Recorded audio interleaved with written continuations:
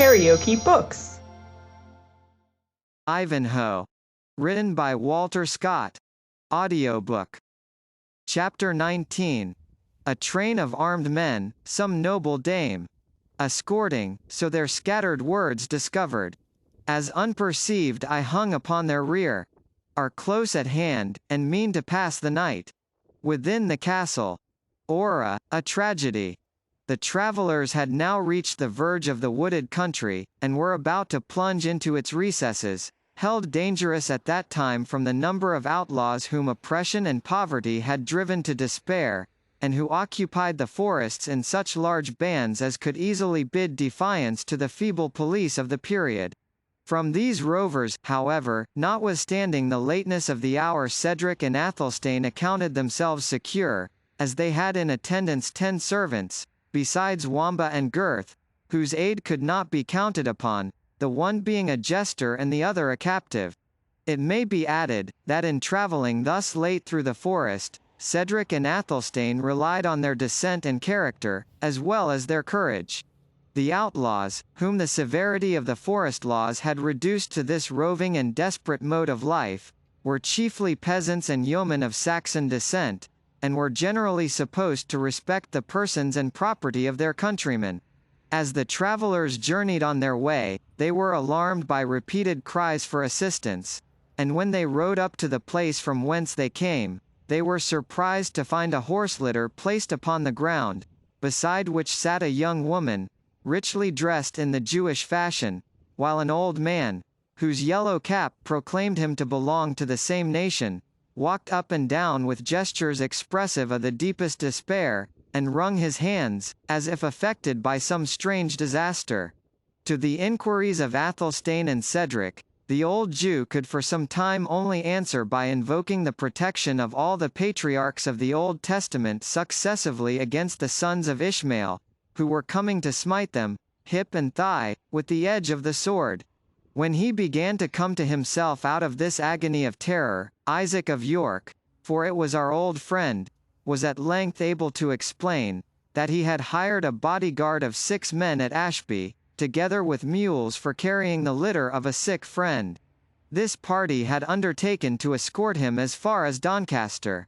They had come thus far in safety, but having received information from a woodcutter that there was a strong band of outlaws lying in wait in the woods before them, Isaac's mercenaries had not only taken flight, but had carried off with them the horses which bore the litter and left the Jew and his daughter without the means either of defense or of retreat, to be plundered, and probably murdered, by the banditti, who they expected every moment would bring down upon them. Would it but please your valors, added Isaac, in a tone of deep humiliation, to permit the poor Jews to travel under your safeguard, I swear by the tables of our law, that never has favor been conferred upon a child of Israel since the days of our captivity, which shall be more gratefully acknowledged. Dog of a Jew, said Athelstane, whose memory was of that petty kind which stores up trifles of all kinds, but particularly trifling offences. Dost not remember how thou didst beard us in the gallery at the tilt-yard? Fight or flee, or compound with the outlaws as thou dost list, ask neither aid nor company from us. And if they rob only such as thee, who rob all the world, I, for mine own share, shall hold them right honest folk. Cedric did not assent to the severe proposal of his companion.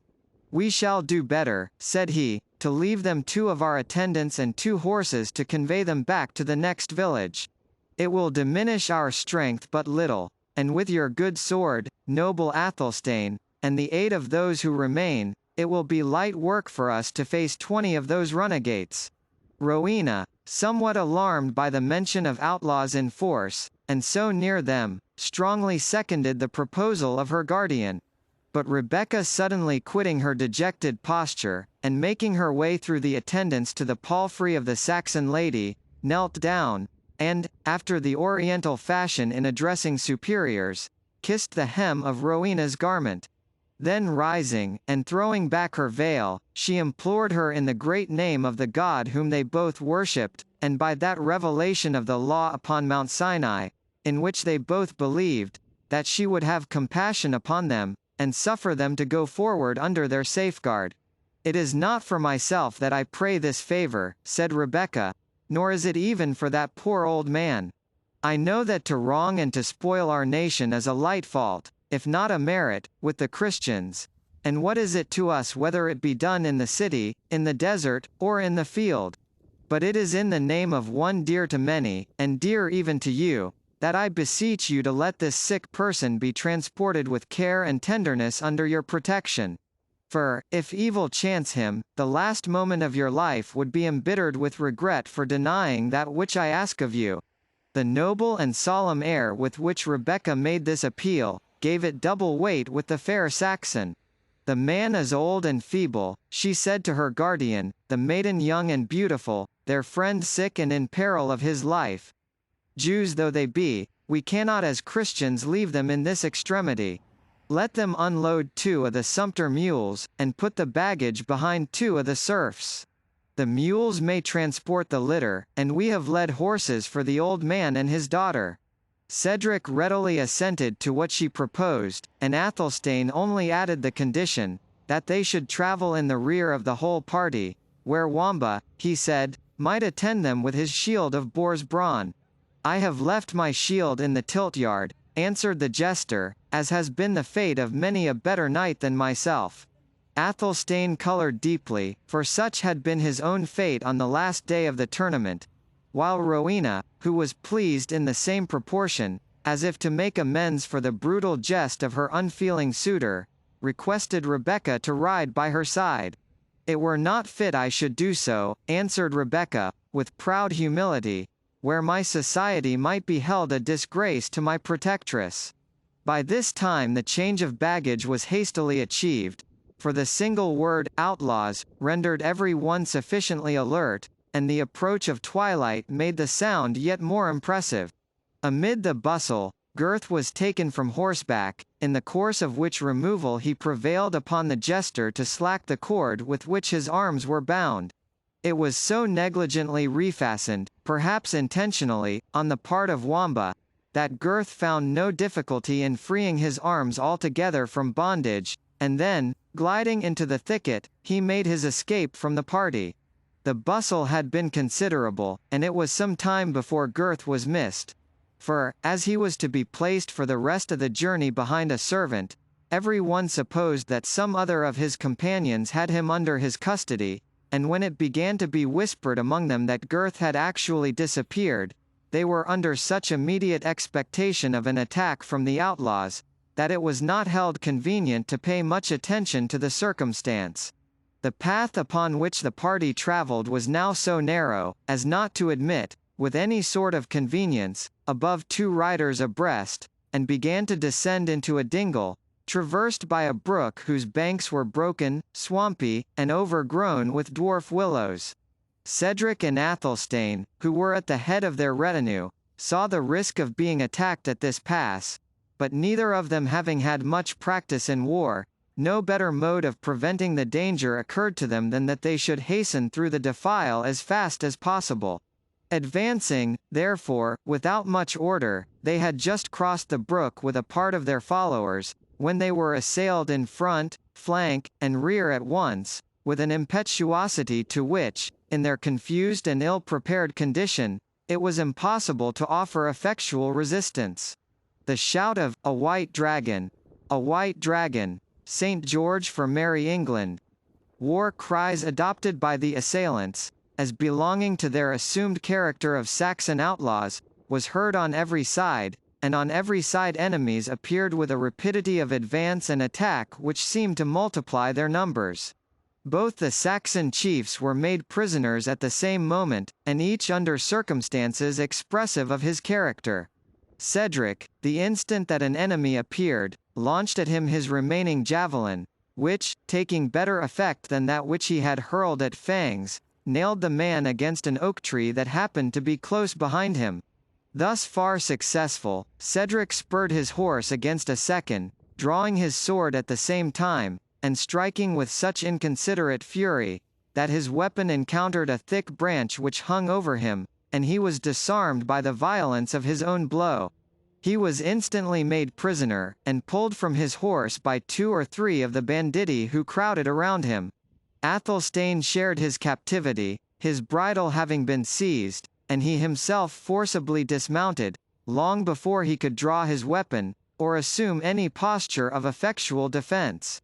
The attendants, embarrassed with baggage, surprised and terrified at the fate of their masters, fell an easy prey to the assailants, while the Lady Rowena, in the centre of the cavalcade, and the Jew and his daughter in the rear, experienced the same misfortune. Of all the train none escaped except Wamba, who showed upon the occasion much more courage than those who pretended to greater sense. He possessed himself of a sword belonging to one of the domestics, who was just drawing it with a tardy and irresolute hand, laid it about him like a lion, drove back several who approached him, and made a brave though ineffectual attempt to succour his master. Finding himself overpowered, the jester at length threw himself from his horse, plunged into the thicket, and, favoured by the general confusion, escaped from the scene of action.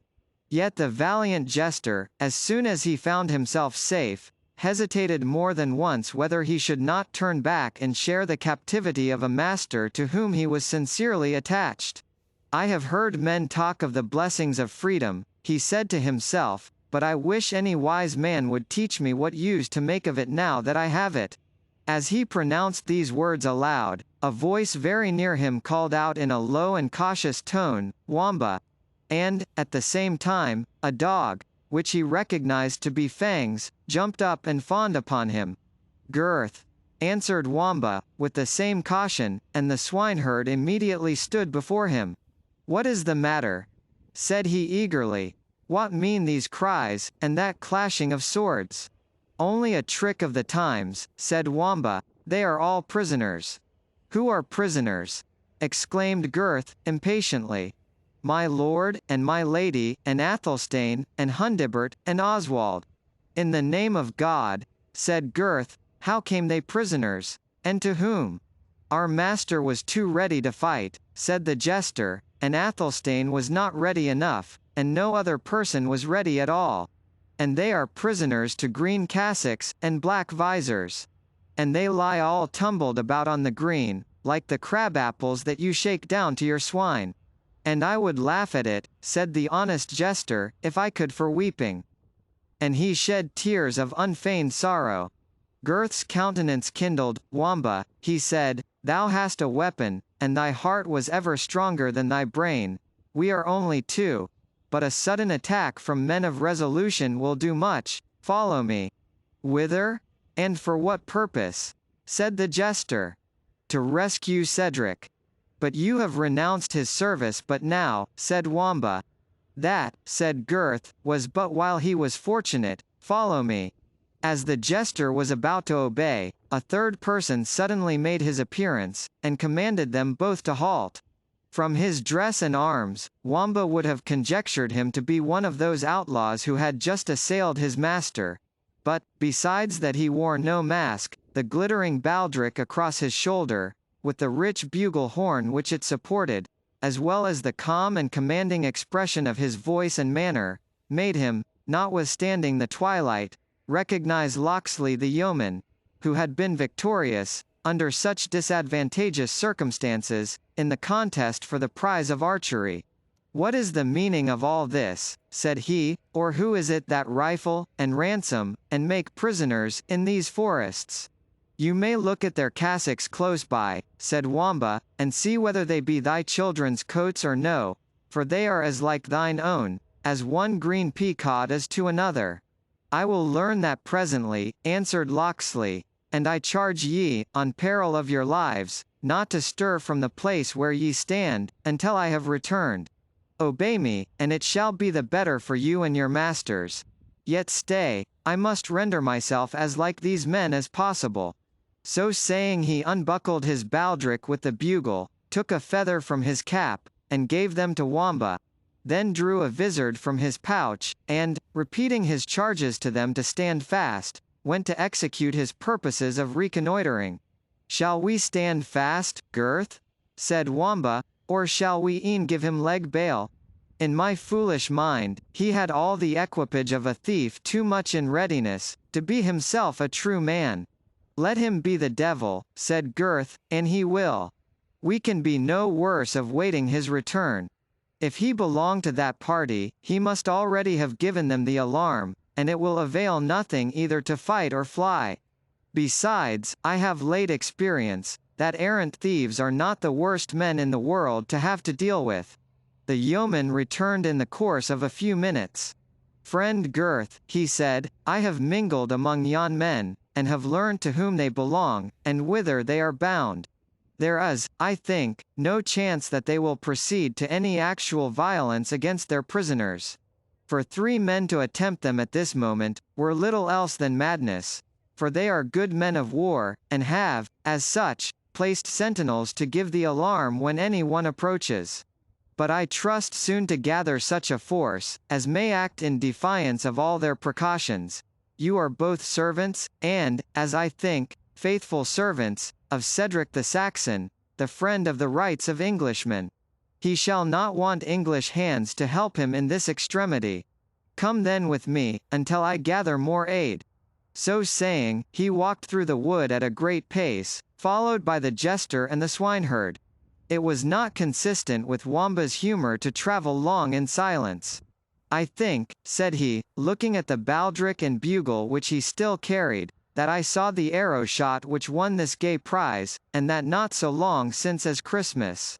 And I, said Gurth, could take it on my halidome, that I have heard the voice of the good yeoman who won it, by night as well as by day, and that the moon is not 3 days older since I did so. Mine honest friends, replied the yeoman, who, or what I am, is little to the present purpose. Should I free your master, you will have reason to think me the best friend you have ever had in your lives. And whether I am known by one name or another, or whether I can draw a bow as well or better than a cowkeeper, or whether it is my pleasure to walk in sunshine or by moonlight, are matters which, as they do not concern you, so neither need ye busy yourselves respecting them. Our heads are in the lion's mouth, said Wamba, in a whisper to Gurth, get them out how we can. Hush, be silent, said Gurth. Offend him not by thy folly, and I trust sincerely that all will go well. Karaoke Books.